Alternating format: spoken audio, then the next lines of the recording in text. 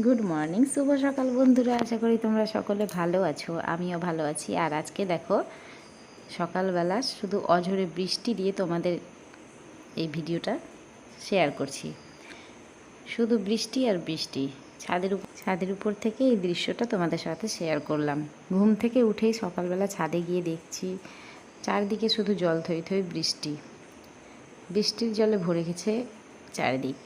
আর বৃষ্টি অনবরত হয়েই চলেছে। দেখতেও ভালো লাগে, কিন্তু একটা কেমন যেন দিন আর কি, মানে আলসেমি ছুটে না, শুধু ঘুমোতেই ইচ্ছা করে সব দিনে, তাই না?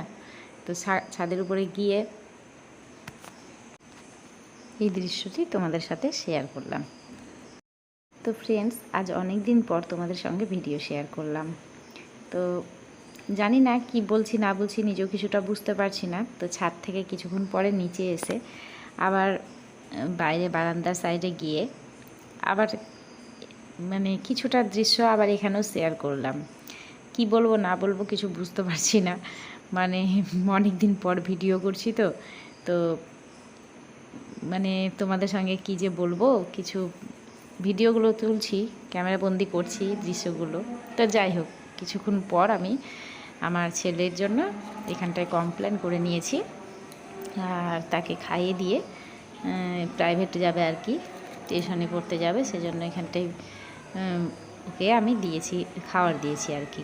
খাইয়েই দিয়েছিলাম, তাড়াতাড়ি না হলে ওকে না খাইয়ে না দিতে গেলে না অনেকটা দেরি করে দেয়। আর এখানটায় দেখো জল বসিয়েছি, একটু আমরা সকালবেলা একটু গরম জল খাই, তো একটু জল বসিয়েছি, আর একদিকে চা বসিয়েছি, চাটাও হয়ে যাবে। আর তার মধ্যে আবার রান্নাঘরের উপরের জানলা দিয়ে বাইরের দৃশ্যটি কিছুটা দেখালাম। এই যে চা চাপিয়ে দিয়েছি, চাও হয়ে যাবে কিছুক্ষণের মধ্যেই। এই বৃষ্টি ওয়েদারে না সকাল সকাল উঠে গরম গরম চা খেতে ভালোই লাগে। তো চাও হয়ে গেছিলো কিছুক্ষণের মধ্যে। আর তার মধ্যে আমার যিশুকে, মানে আমার ছেলেকে খাইয়ে দিয়ে প্রাইভেট পাঠিয়ে দিলাম। এই যে ও বেরাচ্ছে, এখন টিউশনে যাবে। তো ও আমার ছাতাটাই নিয়ে যাচ্ছে পড়তে। এই যে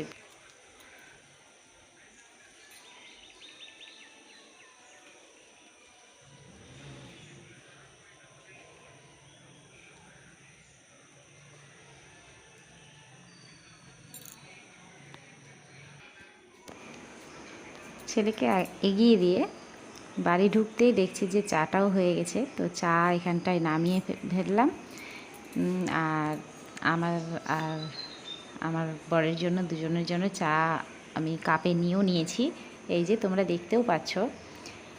তো ফ্রেন্ডস, চা খাওয়ার কিছুক্ষণ পরেই আমি এই যে দেখো দুপুরে রান্না বান্না শুরু করে দিয়েছি।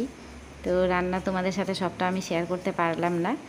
তো এই ভাত ডালটা বসিয়ে দেবো, আর তারপরে সবজি টবজি কুটছিলাম।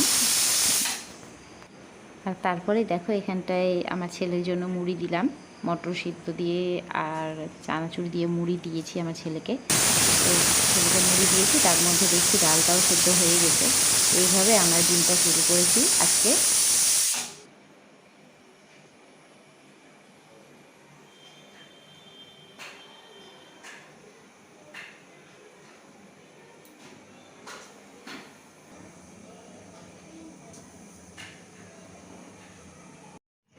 আর এই যে দেখো এখানটায় আমি বাসনগুলো মানে ছাদে নিয়ে গিয়ে মেলে এসেছিলাম, বৃষ্টি কমে গেছিলো সেই জন্য। কিন্তু কিছুক্ষণ পরে গিয়ে দেখছি বাসনগুলো শুকনোর বদলে উল্টো আরও ঝিরঝিরি বৃষ্টি পড়তে ভিজে গেছে।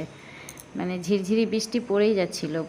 বাসনগুলো মেলে এসেছিলাম তখন বৃষ্টিটা ছিল না, কিন্তু কিছুক্ষণ পরে ঝিরিঝিরি বৃষ্টি পড়েই যাচ্ছিলো। তো তার মধ্যেও আমার কটা বাসন দরকার ছিল, তো এখানটায় দেখো আমি নিয়ে এসে দেখাচ্ছিলাম ক্যামেরাতে। আর আমাদের বাড়ির পেছন সাইডে যে বাগানটা আছে, বাগানটার উপর দিকে লক্ষ্য করলাম যে মানে আকাশটা পুরো মেঘে ঢেকে গেছে। তারপরে আমি বেশ কিছুক্ষণ পরে মানে রান্নাটা কমপ্লিট করলাম। তারপরে অনেকক্ষণ বাদেই আবার এসেছি তোমাদের সামনে। এসেছি বলতে এখানটায় দেখো আমার কিছু সাজগুজের জিনিসগুলো রাখা আছে। তো এই সাজগুজের জিনিসগুলো দেখাচ্ছি এই কারণেই যে আমরা কালকে একটা জায়গা যাব। তো কোথায় যাব, কখন যাব সেটা তোমাদের সাথে নিশ্চয়ই শেয়ার করব। তো কিন্তু তার আগে আমি সাজগুজের জিনিসগুলো রেডি করে রাখলাম। আর এখানটায় দেখো আমি নেল পালিশ নিয়েছি, নেল পালিশগুলো পরছিলাম। তো আগের দিন না পরলে যাওয়ার সময় খুব সকাল সকাল যাবো তো।